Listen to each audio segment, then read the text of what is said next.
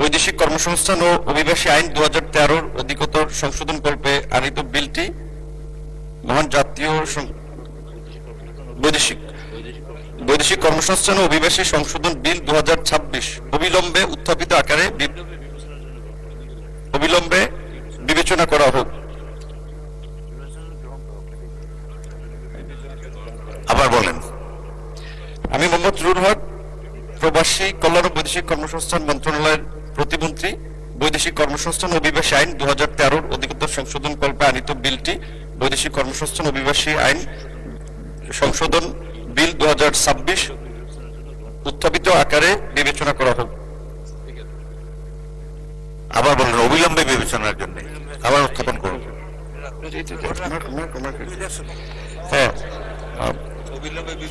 আমি মোহাম্মদ রুহুল হক, প্রবাসী কল্যাণ ও বৈদেশিক কর্মসংস্থান মন্ত্রণালয়ের প্রতিমন্ত্রী, বৈদেশিক কর্মসংস্থান ও অভিবাসী আইন 2013 অধিকতর সংশোধনকল্পে আনিত বিলটি বৈদেশিক কর্মসংস্থান ও অভিবাসী সংশোধন বিল 2026 অবিলম্বে উত্থাপিত আকারে বিবেচনা করা হোক।